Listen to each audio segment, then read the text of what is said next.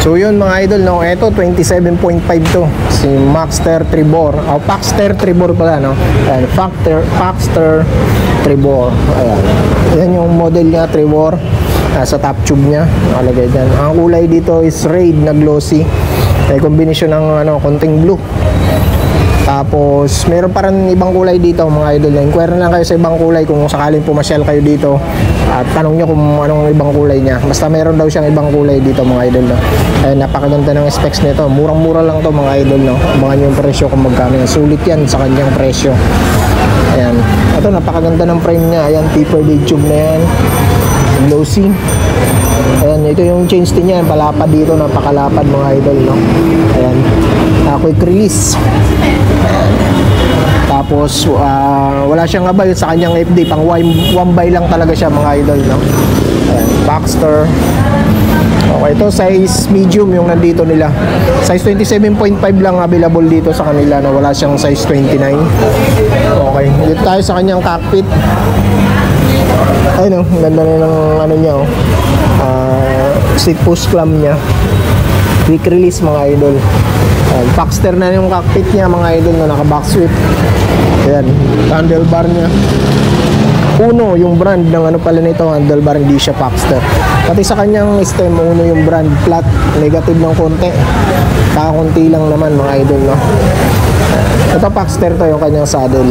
Pedals niya alloy mga idol, no? Okay. Tapos dito na tayo sa kanya suspension fork, naka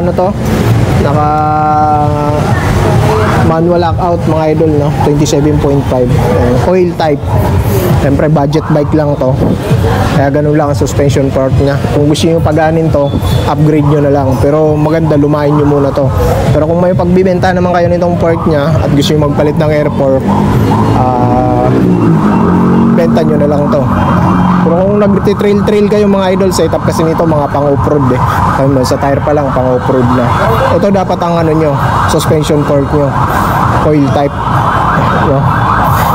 Kasi kung maglalagay kayo ng mga air fork, yung mga hindi ganun ka-branded na air fork, tapos maglulubak-lubak kayo, medyo delikado ang air fork sa mga lubak-lubak masyado, Okay mga idol, ito okay to, kaya pang baragan talaga tong na to, coil type na to. Ayan. Dito sa gulong tayo mga idol, no? Ayan, nakita nyo naman yung knob ng gulong. Yan, pang off-road Moser. Size 27.5 by 2.25 ang kanyang tire. Sa rim, alloy na yan. Meron siyang silver.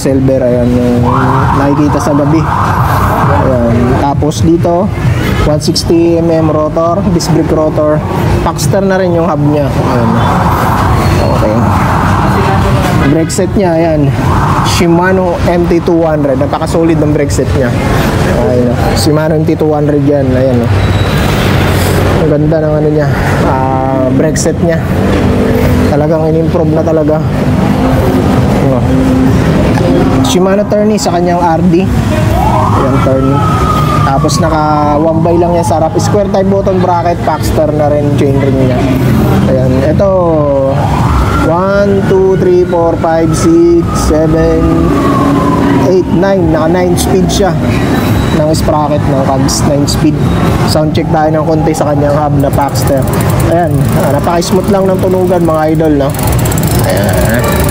Okay, magkano yan dito kay Global Craze sa Quiapo? Ayan, magkano yan? Napakamura niyan mga idol. Ayan, 12,000.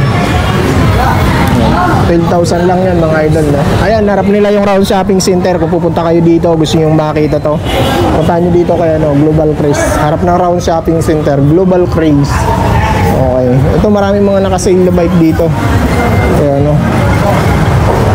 Kung naghahanap pala ng Paxter Elbrus, meron pa rito, ayun, 17,000 dito sa kanila. Shimano MT200, Shimano Giori 10 speed. Ayan, nakalagay din. Size medium tong frame, nandito sa kanila, glossy blue ang kulay. Naka-air fork na to sa Elbrus. Nung nakaraan may nag-comment nito sa akin, saan nakakabili nito. Ito meron dito kay Global Craze, no? Ayan, Paxter Bilo yung kanyang saddle, tapos Novatic yung kanyang hub.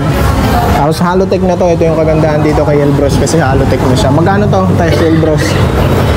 Last price ng bawas pa. Ayan, 17,000 pala to mga idol, no? Ayan, negotiable pa yan. May less pa raw yan, sabi ni madam. Okay.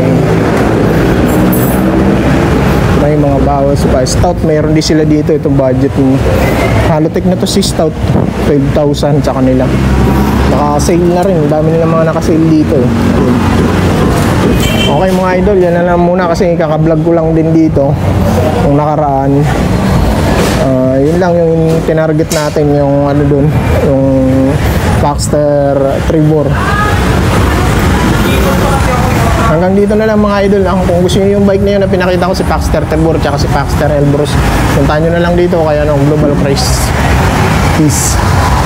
Ang ganda na ng setup nito mga idol, na wala na kayong upgrade dyan masyado. Napakasulit. Full black ang kulay niya. Ayan, wala na ibang kulay yan mga idol, na bali yan lang yung kulay niya. Atomic, ayan, Conquest. Yan yung model niya, Conquest. Atomic yung frame niya. Napakakinis din ng pagkakaano sa kanya, no? Talagang nilagyan ng pati yung wheel niya. Makinis. Dito lang sa baba, hindi no. Ayan. Internal cabling siya, yung hydraulic na sa likod, yung nasa labas, ito, nasa ilalim. Hydraulic yan sa likod ng idol. No? Okay, anong sukat ng frame nito? Wala siyang nakalagay na sukat dito. I think ito naman ang mga sukat nito. Tingin ko, 5'6 to 5'7 yan, pasok na pasok yan mga idol, no? Hanggang 5'8 kaya yan mga idol, no? Mga size 17 to 18 ang sukat nito. Tingin ko na yan, road bike na yan. Magandaan dito mga idol, naka-rigid fork. Ayan, no? Alloy na, rigid fork. Yun, may dumana, no? Disco, okay. Ayan, yung logo niya, okay. Yun lang, nagpapasound sa labas, medyo malakas mga idol. Naabutan tayo nung nagpapasound, yun, pinatay na, okay. Ang ganda nito mga idol kasi naka-rigid fork na siya, hindi mo na kailangan mag-upgrade ng rigid fork. Sa hub na inano dyan, nilagay yan, Gully yung brand niya. Kasi type naman na yan kasi naka 11 speed to. 27.5 lang ang ang sukat ng gulong niya. Tatanong natin mamaya kung mayroon itong size 29. No? Sa rim na ginamit dito is Rider, ayan. Alloy niyan syempre. Sa gulong niya, ayan, pas-rolling, napakaganda ng gulong niya. Ganda ng mga knob ng gulong niya. Ang daming knob. Tapos sa handlebar niya, Rider din ang ginamit. Rider cockpit pala to mga idol, no? Ayun, Rider cockpit. Brake set, napakaganda. Shimano MT200, ayan. Ang pambansang brake set, okay. 11 speed shifter mga idol, no? M5100. Tapos dito tayo sa RD niya, ayan, M5100 din yan syempre. Ito 11 speed to mga idol na sprocket niya. 1142 yung kanyang sprocket. Saktong pang-ahon lang mga idol, no? Tapos ito yung kanyang button bracket. Kanyang crank is ang brand niya is Dunglo HX. Square type button bracket, hindi pa siya naka-halotech. May abang siya kung gusto yung maglagay ng FD. Ito na lang yung upgrade nyo dyan, no? Ito, kung gusto yung halotech, pa-halotech nyo na lang. Kung ayaw nyo ng square type button bracket.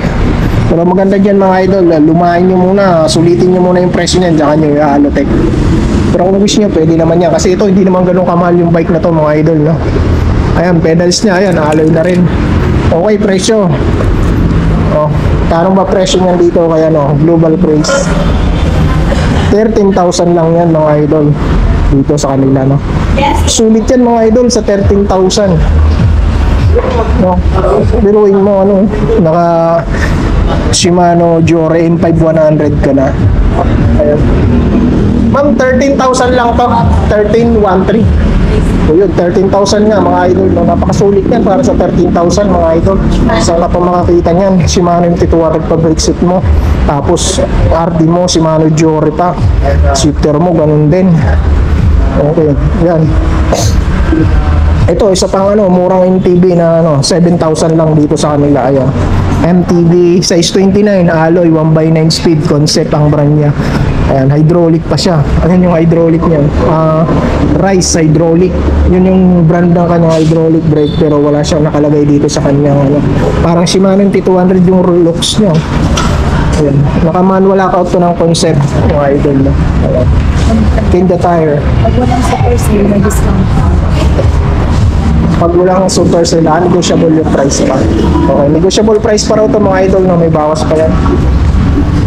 Tapos shifter niya, ayan, side 1. Ito, matagal na to sa industriya ng ano, shifter si side 1. Ayan, sa mga budget bike mo talaga makikita yan.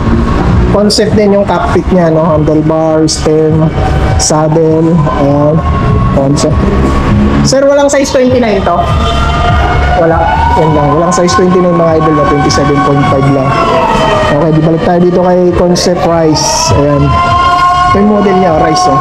Ito yung brand niya, Concept. Ganda ng kulay. Ito, marami pa, may mga available namang kulay yan dito. Ayan. Marami available na kulay yan. Inquire na lang kayo. Ito, alloy na. Napakaganda ng... Ganda rin ng, ano, ng frame niya. Ganda rin ng hubog ng kanyang frame. No? Alam mo yung mga Viper, gano'n ang pormahan niya. Viper. Ito, ngayon ko lang nakita itong RD na to, SG200. Ngayon ko lang pinaka-encuentro sa SG200. Ito lang, syempre, budget bike yan. Dito medyo tinipid siya sa ano, no? Honest lang tayo mga idol, no? Dito siya medyo tinipid sa kanyang crank. Ito, palitan nyo na lang. Kung square type naman to, square type button bracket, kita nyo na lang ang alloy. Magkano lang naman, 550. May mabibili na kayong ano, square type na ano, crank arm. Okay. 550 meron na. Ayun, sulit na to, maganda na to mga idol, no? Ayan, kung gusto nyo yung bike na yan, size 29 na yan, pasyalan nyo dito kaya, no? Global Price sa Quiapo. Ayan, 7,000, negotiable pa yan. Okay, napakaganda yan. Tapos ito yung mga other color nya. Tama, ibang kulay ito ma'am, no? Yung ano nandun, ito mga other color nya. Ay, itong isa yung parang may pagka-green, ibang brand. Ito yung itong isang ano, kulay niya. I think ito 27.5 to. 27.5 to. Mura siya. Ayun, size 29 yun pala mga idol.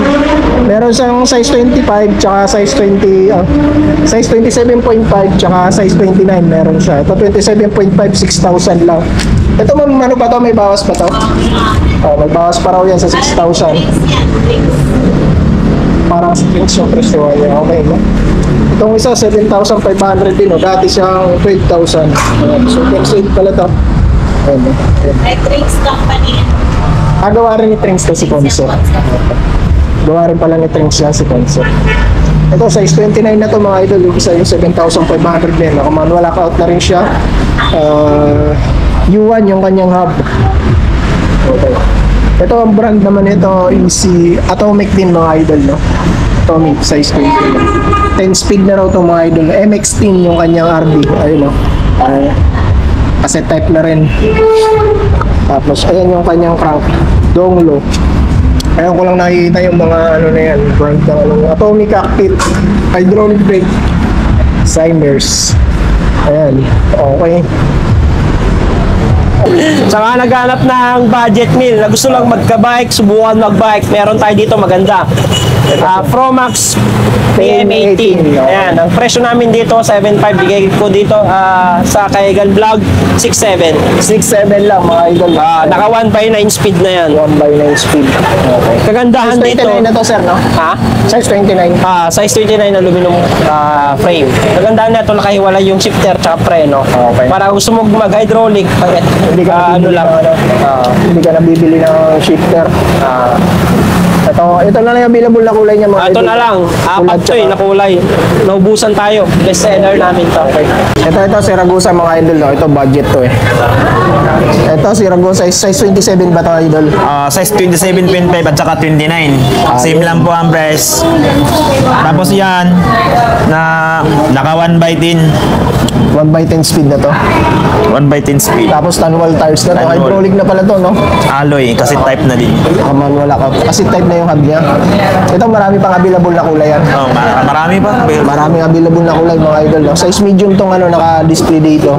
Ayan, no? Ragosa All-Star. Naka-Intoy 7 pala ito yung RD tsaka shifter. Hydraulic na siya 1/10 speed kasi type. Ayan, ganda ng saddle, no? Ayan, hydraulic niya, oh. micro shift ang hydraulic brake niya. L2. Ayan, magkano yan? 7.5 negotiable. 7,500 negotiable. Pares lang sa ano? 29. Oh, press lang sa 29. Pares lang ng presyo mga idol. No? Ito pa, isa pang Pro Max. Napakaganda ng kulay ng Pro Max na to. Ayan o. Okay. Eto. Wala ka Shimano MT200 brake seat. MT200 na siya ngayon. Ayos, no? Tapos- Improve na siya ng hydraulic, no? Tapos naka 1/11. 1/11 speed na. Tapos mga naka idol. Diore 5100 Diore hindi ginamit. Diore to? Diore Naka-Diore? na. Shimano Diore? Opo. Alin yung RD niya? RB shifter po. Oh, yun, naka-Diore na nga siya. Oh. Ano to, pinalitan niya talaga? O stocks Hindi, niya stock talaga? talaga niya. Stocks niya talaga? Oh, yun, so. Shimano Diore na, oh. Pati shifter. M5100, 11 speed ba yan? 11 speed. M5100 nga. Tapos square type button bracket, steel bearing, charm yung crank. Ayan, hydraulic mga idol ha. Ano to, 27.5 lang. 27.5 at saka 29. May 29 din mga idol, no? Ayun. Shimano MT200 pang brake set. Ang presyo niyan magkano, idol? 14,000 negotiable. 14,000 negotiable mga idol, no? Ito, 17.5 yung sukat niya. Ano pala, size 15, 27.5 yung sukat ng frame. Kung gusto nyo maglagay ng 8D, pwede, may abang siya. Ayun, ganda ng tire. Skin wall, si Easter at Jack Rabbit. Okay. Bearing na yung hub, idol, no? Tapos ganda pa 4,000 ng lang. tire, no? Alloy. 4,000 lang, alloy. Okay. Gin. 4,000. Ayan, ano na yan, tapat na.